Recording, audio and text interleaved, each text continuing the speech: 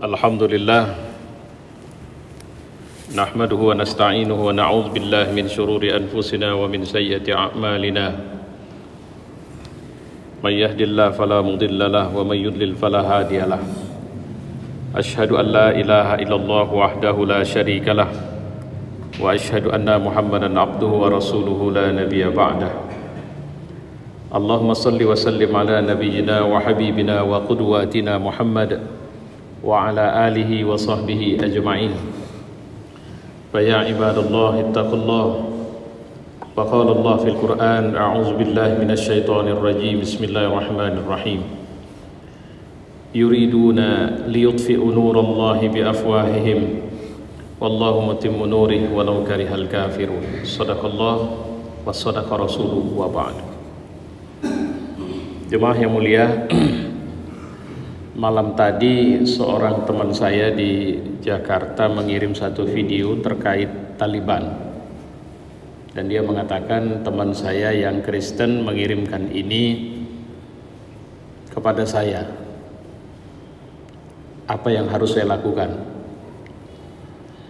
Karena ada teks yang dikirimkan juga, komentar teman yang Kristen itu sadis sekali. Jadi saya tidak memberikan jawaban kecuali mengirimkan satu undangan menghadiri diskusi Zoom yang dilakukan oleh satu komunitas. Saya bilang suruh saja dia besok malam ikut acara ini. Nah jemaah yang mulia, videonya berisikan apa? Saya tidak lihat. Tapi saya hanya membaca kata sadis itu, saya pikir sudah maksud tidak lihat, tidak saya buka videonya. Tapi kalimat sadis sudah menunjukkan seperti apa kira-kira. Taliban adalah kata yang belakangan akhirnya menjadi salah satu yang juga banyak diperbincangkan belakangan ini, termasuk di negeri kita dengan pro kontra. Pertama saya ingin sampaikan, ini jika dianggap sebagai justifikasi atau tampilan dari wajah Islam, ya tentu tidak sepenuhnya benar, walaupun bisa dibenarkan.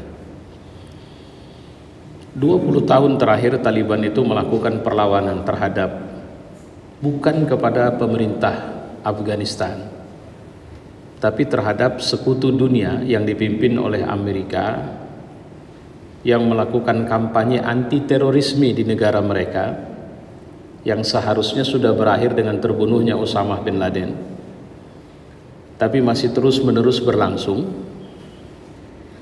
yang berakibat akhirnya pemerintah Amerika sekarang membuat keputusan yang saya kira cukup cerdas. Berlama-lama dengan kampanye anti terorisme yang dialamatkan kepada Islam, di samping memang kosnya luar biasa besar, akibatnya juga tidak banyak berpengaruh baik bagi mereka. Seperti kampanye yang pernah dilakukan Amerika terhadap negaranya sendiri, warganya, untuk bagaimana warganya menjadi warga yang tidak pemabuk lah kalau bahasa bebasnya. Tapi ternyata juga gagal.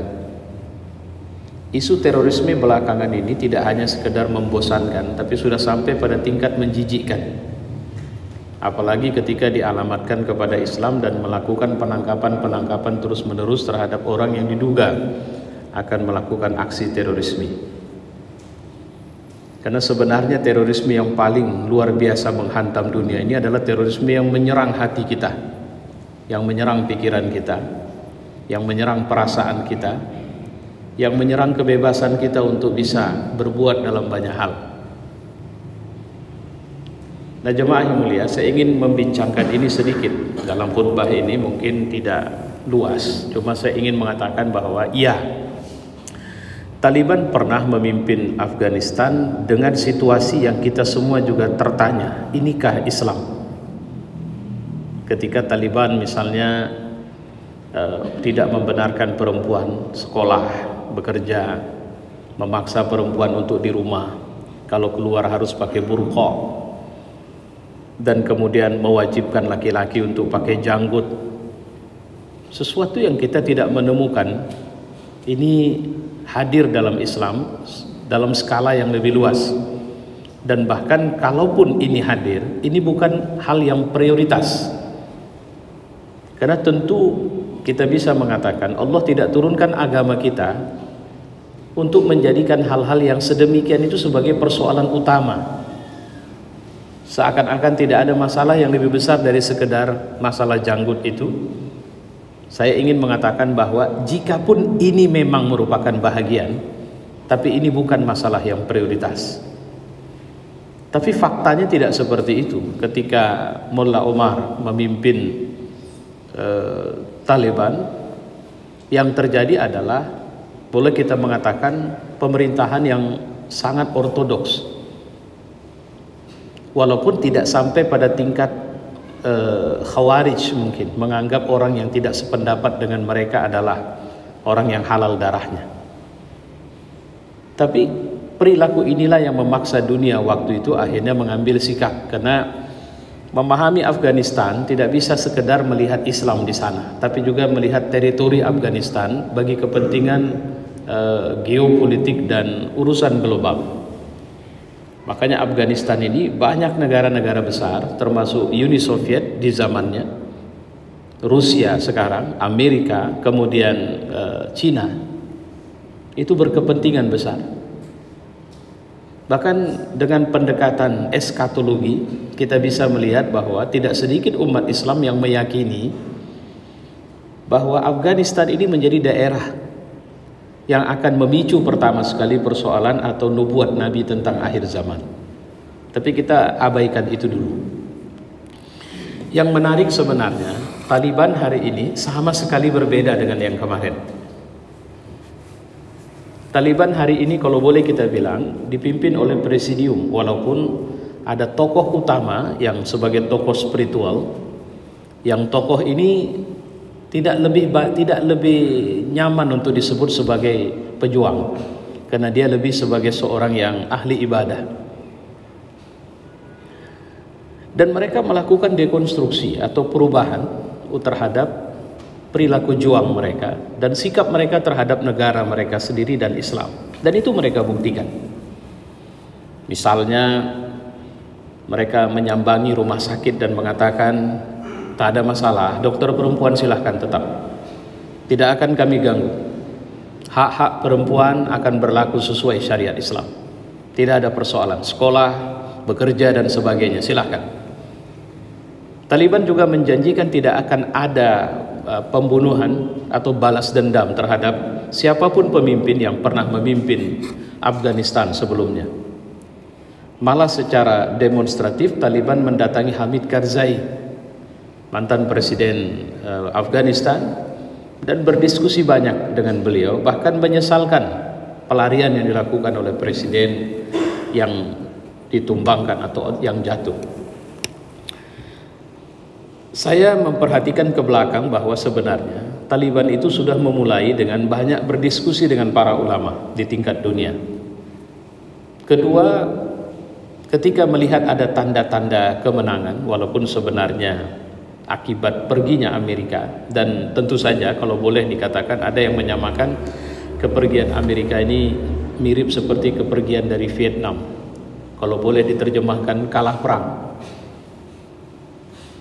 Kenapa? Kos besar, hasil tak banyak, sehingga apapun ceritanya Amerika harus memutuskan tidak perlu lagi di sana. Mereka bertemu dengan Cina untuk berbicara langkah-langkah membangun pemerintahan mereka. Kenapa mereka datang kepada Cina? Cina sebagai sebuah negara, juga negara yang mengalami perubahan besar-besaran dalam pemaknaan ideologi mereka. Kalau kemarin istilahnya, jika komunisme itu dimaknakan berbagi kemiskinan, maka sekarang Cina merubahnya menjadi berbagi kesejahteraan. Dan itu berlaku dengan kapitalisme gaya Cina, bukan gaya Amerika atau gaya Eropa. Cuma bukan ini kajian kita, karena kita mungkin bilang bahwa ini tidak berhubungan dengan kajian agama. Yang mau saya sampaikan adalah trauma atau kecemasan yang terjadi, dan ini saya memperhatikan pemberitaan-pemberitaan online, berbagai CNBC, CNN, kemudian berbagai pemberitaan online di Indonesia itu lebih suka mengkampanyekan kecemasan terhadap pemerintahan Taliban ini. Mengambil cerita begitu banyaknya orang lari ke bandara, atau kemudian ada yang dipukul dan sebagainya. Ini dijadikan angle untuk menunjukkan bahwa ini sangat berbahaya bagi demokrasi. Persoalannya Taliban sudah mengumumkan mereka tidak akan meminjam sedikit pun dari demokrasi. Kami akan memakai sistem syura, bukan demokrasi. Ini yang menarik ini. Nah, jadi yang mau saya sampaikan kepada kita pada khutbah ini, dan cukup singkat sebenarnya, adalah Islam sudah mengajarkan kepada kita untuk tidak bisa dan jangan memberikan vonis kepada seseorang dari tampilan orang itu. Keulamaan tidak ditandai dari karena sebab dia pakai sorban, pakai jubah berlapis, janggutnya panjang, atau kitabnya rame. Bukan di situ ulama. Atau kedalaman seorang dalam memahami Islam itu tidak ditandai cuma karena kefasihannya dalam berbahasa Arab. Islam mengajak kita untuk bisa melihat realita, kalau bahasanya falsafah Iqra itu. Artinya begini, kecemasan ini memang kita akui sebagai bahagian dari kecemasan global yang memang satu titik memang ada persoalan pada Taliban waktu itu. Tapi di titik lain ada kampanye besar yang menginginkan Islam ini sebagai common enemy. Satu studi Gallup, ya, penelitian ini, satu lembaga penelitian yang cukup beken di tingkat dunia yang meneliti tentang bagaimana pandangan bangsa Amerika terhadap Islam. Itu lebih 80% orang Amerika itu anti-Islam. Coba bayangkan itu. Jadi kalau boleh dibilang sekitar 15%, karena sekitar 85-87%. Di antara mereka sangat tidak nyaman kalau punya tetangga muslim.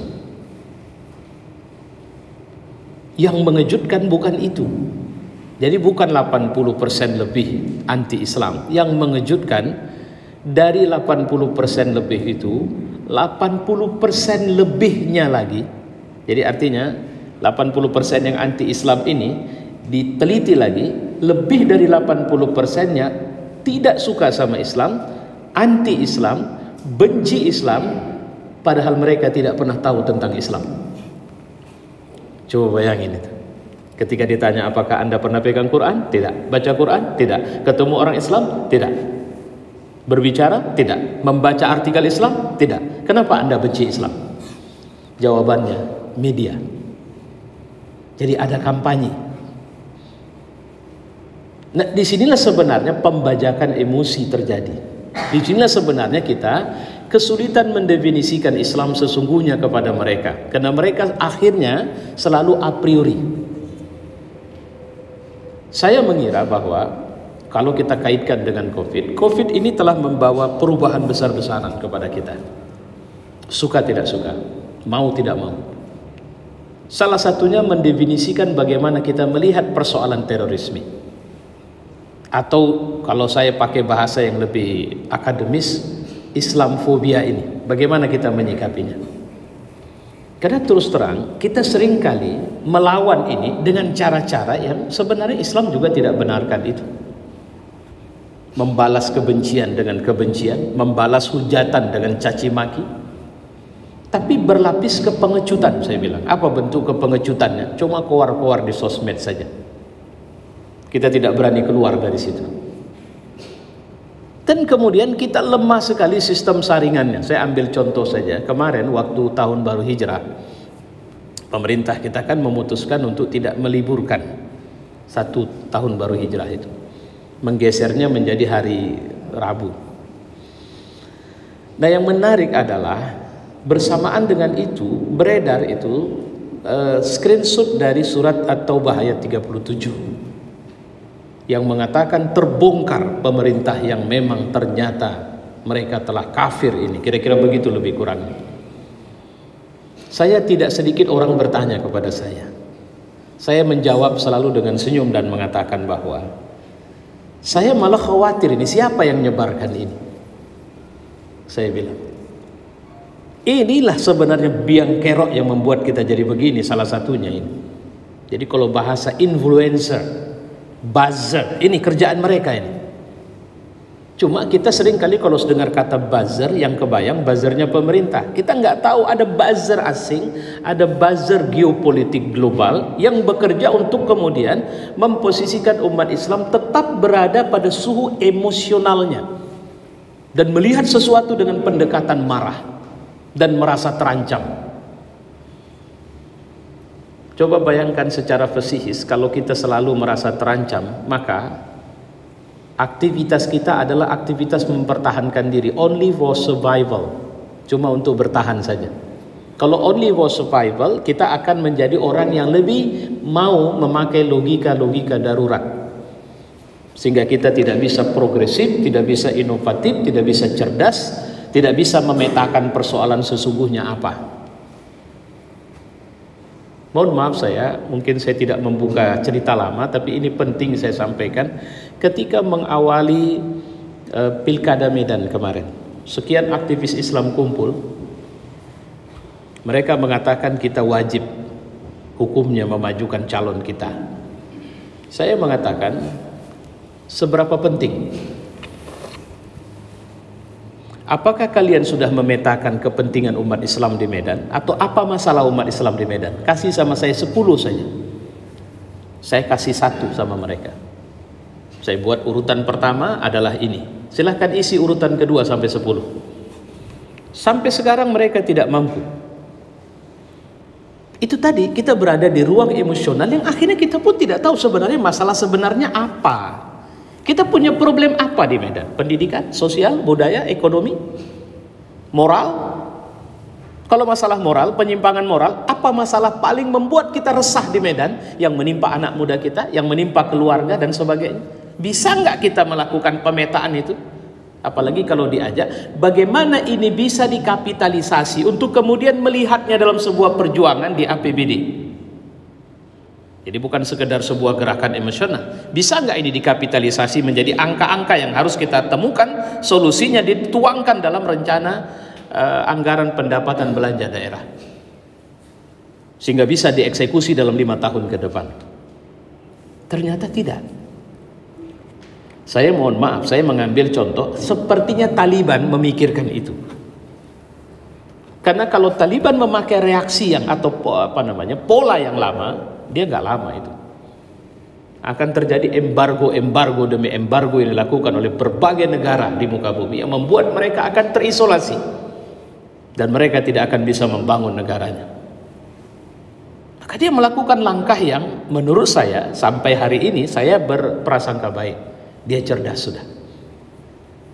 Walaupun kalau bicara perang, namanya perang, nggak ada orang lembut-lembut kalau perang. Masa perang pakai minta maaf, minta izin? Nggak ada. Perang ya bunuh-bunuhan. Cuma setelah musuhnya pergi, dia bilang kita tidak akan perang. Nggak ada, tidak ada satu pejabat pun yang akan kami eksekusi. Tapi pemberitaan mengatakan bahwa Taliban hari ini mencari semua pejabat yang ada hubungan dengan Amerika. Saya tidak percaya pemberitaan, saya lebih percaya dengan apa yang kita temukan sebagai fakta di lapangan itu. Fa'tabiru ya ulil absar.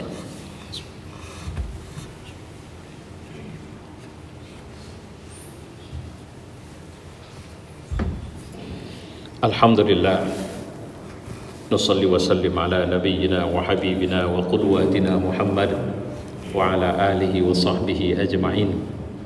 Fa ya ibadallahi ittaqullah wa qala Allah fil Qur'an, a'udzu billahi minasy syaithanir rajim, bismillahirrahmanirrahim. Walladzi arsala rasulahu bil huda wa dinil haqq liyuzhirahu 'ala ad-dini kullih walau karihal musyrikun. Sadaqallah wa sadaqa rasuluh wa ba'du. Jemaah-jemaah yang mulia, jadi apa langkah? Saya cuma ingin mengingatkan, memang kita ini rentan sekali dengan hoax. Pemerintah saja berulang-ulang karena hoax.